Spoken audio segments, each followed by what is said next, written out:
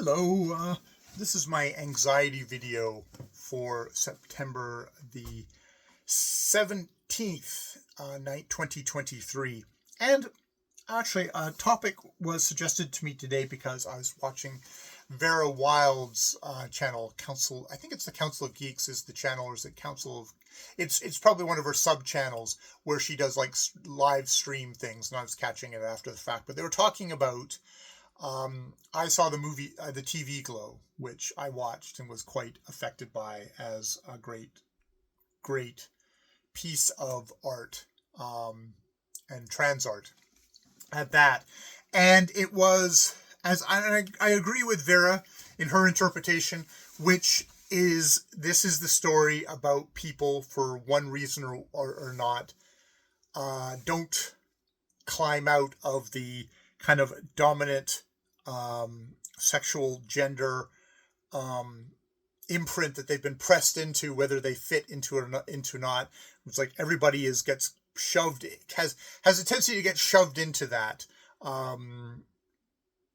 in general. I think maybe more so earlier back, but still to this day. And it's a story about the people who don't get out of it, whether because of fear, whether because of just kind of lack of inertia,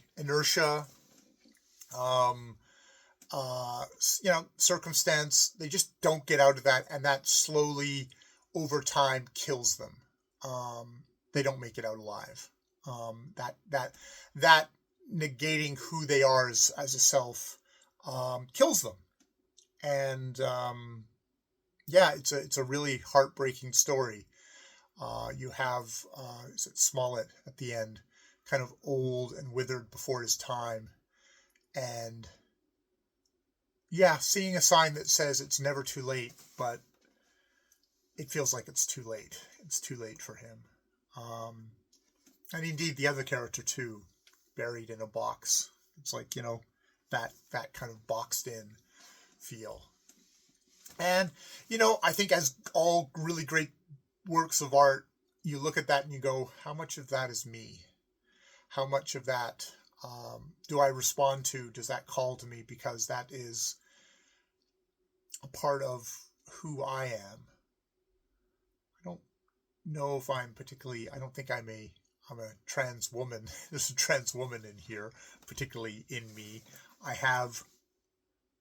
Obviously I have fascinations with kind of, with things on kind of a sexual level, which I don't find expression in my actual life.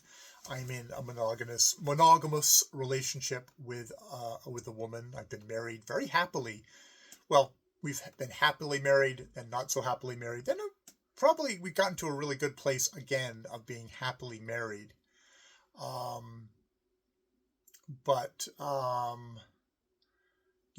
That's put me in a certain position where, you make choices earlier on in your life. And, you can change things. You could get divorced and stuff like that. But it's like, I love my partner. I love her. I want to be with her. I'm happiest when I am with her, which kind of all indicates that is good. That is a good thing for me. That is the most miserable I was when we had a kind of a separation for a while. I didn't go off and do anything else then. Don't know what that would have been, what that would have looked like. But, a part of that break in there was because of me being drawn to activities which I think were kind of expressions of whatever complex stew my own kind of sexuality and gender identity are, kind of led to some compulsive cheating behavior of stuff like that. And that I have been able to kind of wrestle into some point of equilibrium with focusing on kind of an imaginative life of writing a lot of the stuff that I've imagined a life I have an imaginary life, an imaginary presence online that I take as a sublimation, as a way of expressing that part of myself, as of not trying to kill it or suppress it. Because I mean, I saw the TV Glow shows a life of completely suppressing and killing that part of yourself. But the other options are you squish it all down, and then it erupts back up in other places in compulsive negative behavior, which is what I was definitely doing for a long time. So I'm not the character that I saw the TV Glow, but I am. There's variations. There's as many variations, I'm sure, as there are people. Though a lot of those, closeted men who cheat on their wives is probably a fairly good hunk of certain kind of people out there. That it's not an insignificant percentile of the population, and not one I particularly want to be in, because it leads to a lot of self-hatred and of hurting, the ones around you love the most. So, but yeah. So I don't think I'm in danger of killing myself, but I am in danger always. I have to remind myself of the whole thing of sublimated, of keeping secrets, of being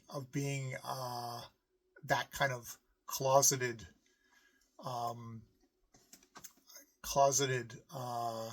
frustrated, thwarted person. I have to be. It's one of those things. I do worry that even with what I'm doing now, that I am still a version of that. I try and be, in my personal life, I try and be as open as I feel I can be. That there is, that I'm not a straight guy. And that in itself, just saying, like, yeah, I'm in a relationship with a woman, and that definitely I have attractions to. I definitely have lots of attractions towards women. There's more to me than that.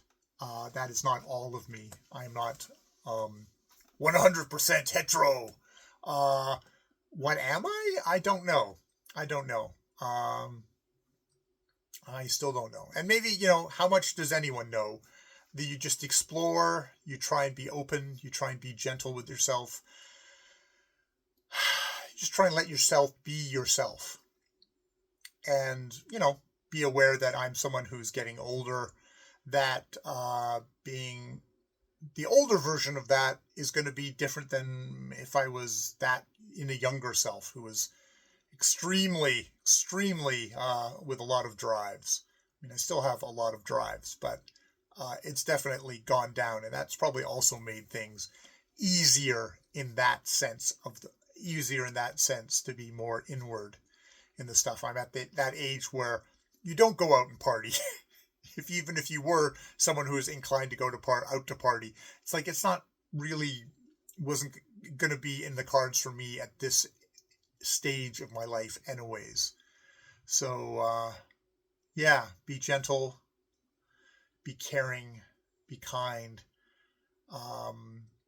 to everyone, but start off with yourself, and take care of yourself. I don't think I'm withering and dying. I'm who I am. I'm the sum of those experiences and those choices, and I honor those choices. And I feel very lucky. The woman I chose, I was very, very, very, very, very lucky with that. Above all, it's just acknowledge that choice satisfied a lot in my life, but it didn't satisfy everything. And that's not to say that that's a negative. We can't be everything to our partners. There's going to be other parts of them that they'll need to find expression and stuff elsewhere, and so will we. Now, if it comes into kind of romantic or kind of interpersonal relationships, then you better kind of negotiate that with your partner if you're in a relationship that, like myself, is a monogamous one. There's no one, no one else that I particularly feel that way about. Like, I can't imagine having this kind of closeness with somebody else that I have with my partner. She's just so amazing. So that's maybe a kind of a thing to think about with I Saw the TV Glow, is that was definitely a fellow, the main fellow that I'm thinking about, because I probably focus on that fellow, was that he had nobody. There was nobody else there. He had a friend, but that was as a friend. He didn't have anything else. It really had thwarted him. And I mean, in some ways that was, because it's a trans thing, it was much more about the relationship with himself. And I think about my relationship to myself, and, through stuff like this channel and stuff like that, and just writing and therapy back in the day, I've got a lot more of a relationship with myself. I know generally what's going on in here. I'm not alienated from myself. I don't feel divorced from myself. I don't feel like if I look in a mirror, I'm not seeing myself. I can imagine other selves. I can imagine me other ways. That goes more into my erotica, but I don't have a disconnect in that way that I think somebody who's looking kind of like for a transition to a different self would look for.